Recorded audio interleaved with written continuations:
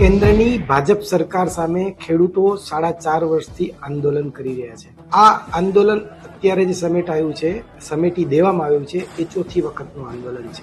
ફરક એટલો છે કે આ વખતે આ આંદોલન સમેટવામાં આમ આદમી પાર્ટીની પંજાબ સરકારે ભૂમિકા ભજવી છે. આવું કેમ થયું આજે આપણે એની વાત કરીએ. નમસ્કાર. 401 દિવસથી પંજાબની શંભુ બોર્ડર અને ખન્નોરી બોર્ડર પર આ ખેડૂતો અડીંગો જમાઈને બેઠા હતા.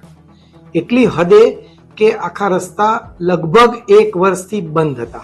એટલે બોર્ડર સીલ કરી દીધી હતી એમણે. ખેડૂતો ત્યાંથી હટતા નહોતા.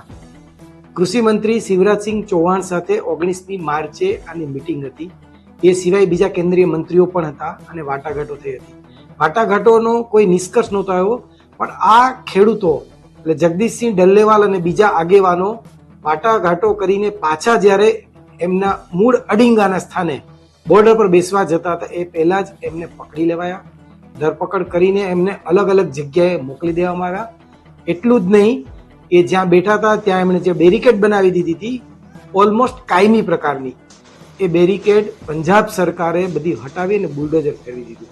સૌથી મોટો સવાલ એ છે કે પંજાબ સરકાર અહીં હરકતમાં કેમ આવી. પંજાબ સરકારને સૌથી મહત્વની સમસ્યા એ હતી કે પંજાબથી માલ ભરીને જે ટ્રકો જે જાય છે બંને બોર્ડર નડે છે, જેથી પંજાબના વેપાર પર બહુ મોટી અસર પડતી હતી.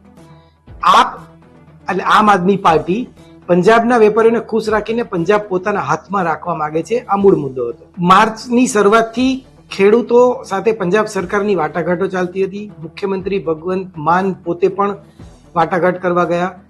છેવટે નારાજ થઈને નીકળી ગયા અને એવું પણ કહ્યું કે તમે તમારે કરતા રહો ધરણા. આ પછી પંજાબ વિધાનસભાને ઘેરાવ કરવાની પણ વાત આવી. અગાઉ આખો વિડિયો જોવા માટે ડાઉનલોડ કરો દિવ્ય ભાસ્કર એપ.